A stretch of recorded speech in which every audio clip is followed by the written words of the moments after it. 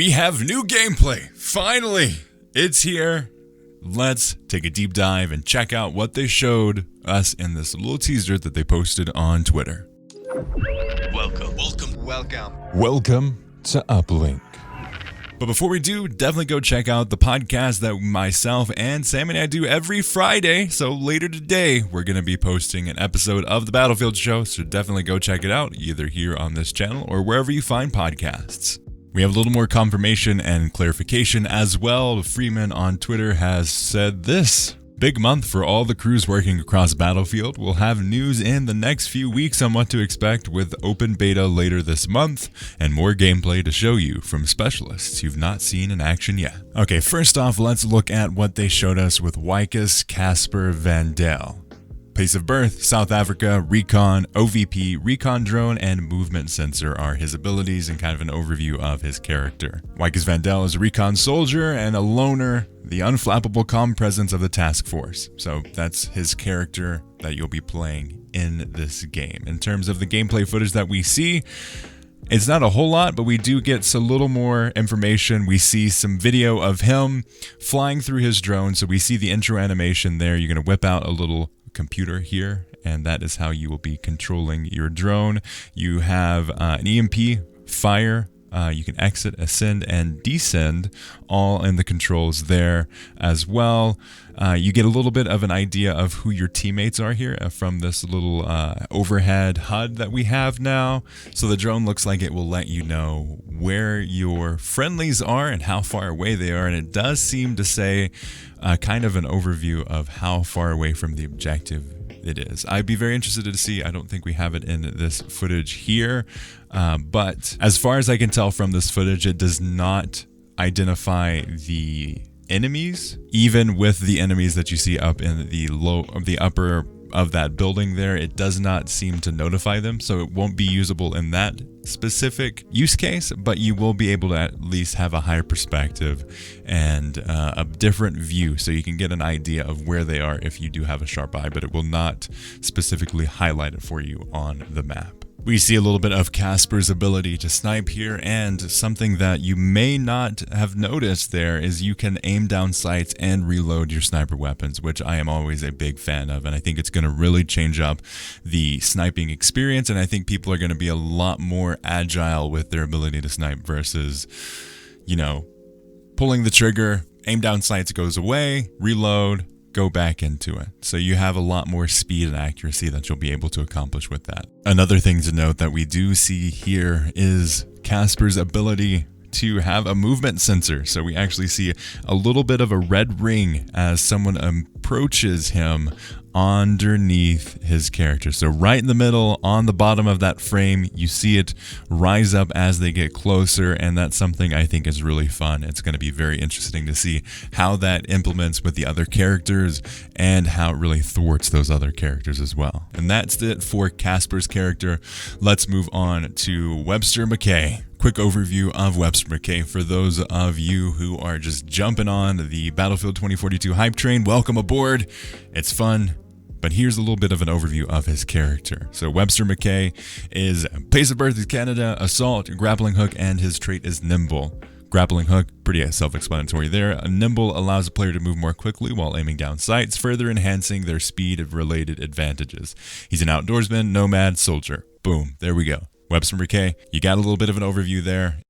In terms of the gameplay, this is more of this is the more normal Battlefield assault experience. There isn't a whole lot of huge groundbreaking details or teases that we saw here, but we do have a little bit of a showcase of his abilities, especially that trait, a little bit quicker with the aim down sights there, and he's able to move a lot more smoothly. As far as I can tell, there aren't a huge amount of the UI changes, but they have changed the kill feed, so that's a little bit better. I'm still not sold on the sound quite yet. I mean, Battlefield 1 was peak kill sound for me. Chef's kiss, so good, but it's fine. It's not as satisfying as I would like, but it is definitely better that they have that adjusted view of the kill feed. We see him using his grappling hook, so it's a little bit more. I know a lot of people have been concerned about his grappling hook because that is a big ability that he has. Looks to be just an easier way to traverse the map, and I think he's definitely going to be a powerful character. We see a really good look at the melee kill animation, which is looking smooth and buttery and glorious, and I really like how it is looking in this game so far. As far as we can tell, there aren't a whole lot of groundbreaking changes. It's just good to see his character using his abilities, and he's definitely going to be, I think, the starter choice for a lot of people. A lot of people are going to start with Webster McKay. Now, on to Maria, and there's quite a bit of changes that they're making to Maria Falk here. Let's give a little bit of an overview of those changes and of her character here. Maria Falk is a veteran support, a strong will that cannot be shaken by danger, fear, or rank, and her two abilities are the S21 Surette pistol and the combat surgeon. So there's a couple changes with her abilities here.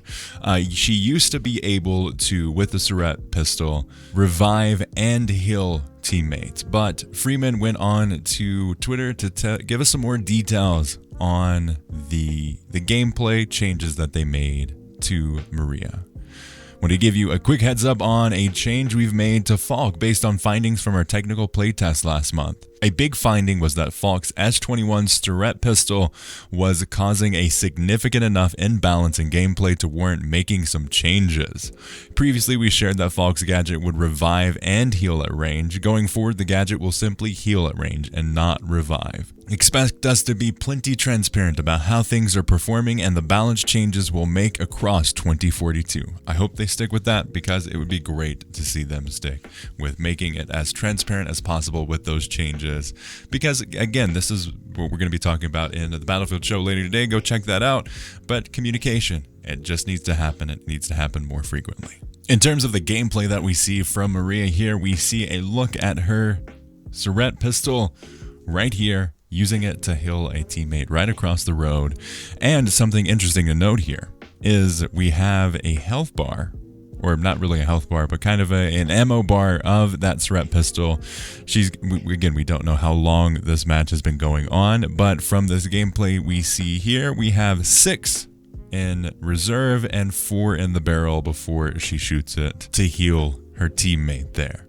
And you can use it for yourself or your other teammates. Good to know. And they did highlight it in this little gameplay snippet here. We also see the combat surgeon ability where you can revive fallen teammates back to full health in full swing right before she goes back into battle and continues down the death path. I was just about to call it quits on Maria Falk here, but I did notice something very interesting, and I'm not happy about it. I don't know if this is a different build from the other characters, because we didn't see this in the previous 2. But when Maria does revive the character of her teammate there, she gets a plus to heal delay, and then as soon as she goes to fire and kill scripted persona here, scripted persona goes down, and it is that old version of the kill feed. What's going on here? I thought they changed it. I am not sure, but hopefully this is just a previous build and it doesn't get to launch, because they had my hopes. They said something about how it was not final. Again, I didn't really appreciate how it was revealed, because it was just a developer saying their own thoughts and feelings versus actually confirming it, and people took it a little too far. But I don't know why, but I am curious to see, and hopefully they do change it. For Boris, up next on the chopping block for all the details is Boris here. Now, this has become a really fan favorite for a lot of people, and I am one of those people. I'm all about the Boris life, man. I'm so pumped to see that sentry gun, and I'm really excited to see how it is in action. We get a little bit of a glimpse here. My man Boris here has the SG Sage Goodwin 36 sentry system, as well as the sentry operator trait. The sentry system, pretty straightforward. It's a sentry gun that you can place down. It spots and engages enemies' targets detected within a certain area. And I think they're definitely going to be playing around with how effective it is at those different ranges. But here it looks to be pretty good. And then we have the sentry operator, which spots the enemy target when the sentry gun locks onto the enemy in question. So you can place it down, and it will also alert you to when an enemy is headed your way, whether or not you are even aware of it yourself or don't even catch it out of the corner of your eye. He places it. There is a placement animation there that you have to definitely be aware of. I would definitely advise not doing what he's doing in this situation, because not everyone's going to be as unaware as these opponents are here.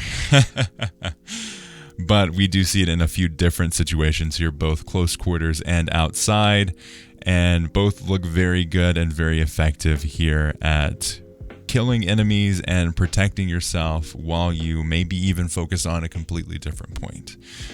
It is good to see the gameplay here, and I'm really happy that we're getting this deeper look at some of the specialists that we are going to be playing more, because while we may be aware of all of the leaks that have been coming out, we still didn't officially know what these characters would look like in a more refined build of the game. So that's where this comes in hand. We are still going to be playing it on October 22nd and then October 15th for early access. So it's definitely exciting. I'm really pumped, and I'm glad that we're seeing this look into the characters and the gameplay, and we're seeing more discussion and communication within the community. But I think that's it for this video. Definitely check out the other content that we're producing, as well as the Battlefield show every Friday. Today, you'll be able to check it out as well. If you are new to the channel, definitely do consider subscribing and hit the notification bell, the like. Let me know in the comments what you think about what we saw today and what your thoughts are on that kill feed. Am I crazy for being annoyed at it? Do you think it's going to get changed? I know they said this. I do believe that this is an early build because these things do get made in quite a bit of advance for promotion. So we shall see. Let me know in the comments, and I will see you on the battlefield.